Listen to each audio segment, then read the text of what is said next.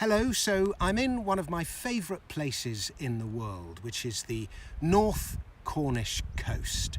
And so I thought I'd do a video for you today, although this video's got absolutely nothing to do with Cornwall or the Cornish coast. It has to do with my barber, but while I'm here, why don't I just show you some pictures. It's absolutely stunning here.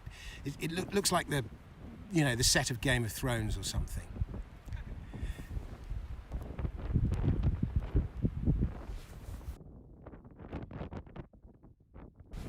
Anyway, back to my barber in London. He reopened this week and promptly put his prices up by 90%, from £11 to £21. And many people on my local Facebook group are up in arms about it. And I raised the issue on Twitter, and it seems many hairdressers and barbers across the country have done something similar. Prices have gone up, and quite substantially. And perhaps when future historians come to write the story of the great inflation of 2020-2021, perhaps they'll say it started at the hairdressers. Now, there are several stances you can take when looking at my local barber's decision to put his prices up. His business has been shut down for 3 months. He needs to recoup some of the money he's lost. Perhaps the extra cost justifies the fact that with all the new safety requirements, he can't get as many customers through his shop. He has to spend more time cleaning up, sanitising between customers. And so previously productive time is no longer productive. There's also a sort of danger money factor. He's taking risks. You come into a lot of contact with people cutting their hair. Or you can take the view that demand for his services is so great he's entitled to put his prices up. There are more customers than he has time for. That's the way markets work. Hairdressing is a badly paid profession. The average annual salary is like 15 grand. It's on a level with waiting and bar staff. So when a rare opportunity comes along to make some hay while the sun shines, good luck to him. Or you can take the stance that, quite frankly, he's taking the piss and exploiting the situation. And there's truth to all of these arguments. And maybe as life starts to normalise, if life ever starts to normalise and the current demand for his services subsides, perhaps he'll lower his prices then. But will we ever return to those pre-lockdown levels of £11? I doubt it very much. And then on the other side of the exchange, different people are reacting differently to this new reality of £21 haircuts. Some are taking their custom elsewhere. Others have watched 20-minute YouTube explainers on how to cut your hair and are self-clipping. Others are delaying getting their haircuts. Many are just simply swallowing the price rises and paying up. But I see this whole episode as a manifestation of something I've been worrying and warning about for several months now, and that is inflation. Now, where will all the printed money go this time?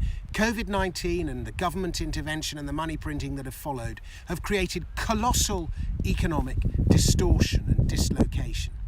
And if you remember all the money printing that followed 2008, it led to huge asset price inflation. Financial assets, bonds, stocks, house prices in certain areas, collectibles, they all rose dramatically in price. Wages, except in some sectors, mostly didn't. And so some benefited while others didn't. And the result was more financial inequality, especially between generations. And something similar is happening now. There are quite a few people out there who are feeling quite rich in this new COVID economy, especially those working for the government. They've carried on earning, either through temporary furlough or working from home. Perhaps they're retired and have been drawing pensions.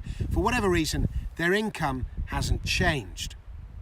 Meanwhile, on the other side of the coin, they haven't been spending as much as they normally would. No restaurants, no going out, shopping only online. And so, as a result, they're feeling quite rich. On the other hand, particularly business owners and the self-employed in the leisure industry are boracic. And we don't yet know the full story of how this economic distortion will play out. But one thing I've constantly warned about is that whereas in 2008 the funny money went into the financial sector, this time around it's going into the real economy. And so that is where the inflation would manifest. And my local barber putting his prices up by 90% is just one example of this. He's reacting to all the circumstances around him, the loss of earnings due to the lockdown, the fact that he can't get as many people through the shop, the fact that demand is so high, all the extra sanitisation and health costs. Perhaps he's taking the mickey a bit too, but he has to earn a living like everyone else. He's not a charity. And it's all a symptom of two things: the unrestrained money printing and government intervention, which both come under the same header. And I rather fear we're going to see many more such examples elsewhere in the economy. If restaurants can't get as many people through the door, for example, they too will have to put their prices up. Ditto theatres, sports arenas, gyms, comedy clubs. Some will react by not going, others will pay up. It doesn't matter. It's all part of the inflation process. Now, I've mentioned Yenzo Parsons' book, Dying of Money, Lessons of the Great German and American Inflations, before, but I'm rather minded of this rather dramatic passage. And it goes as follows. Scarcely a person was untouched by inflation's handiwork. Every citizen in his daily life and with his earthly fortune danced to a tune he mostly could not hear, played for him by the government's inflation. It was up to every citizen to learn for himself what was happening and to look out for himself if anyone was going to, because no one else was looking out for him. The government certainly was not.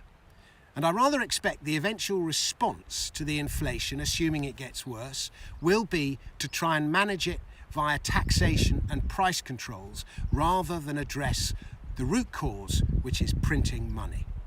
So, understandably, in all of this, I remain extremely bullish about gold. Thanks very much, and about Bitcoin too, but more so about gold at the moment. Thanks very much for listening, folks. I hope you enjoyed this video. If you liked it, please share it with a friend. Please sign up to my YouTube channel. And isn't Cornwall beautiful?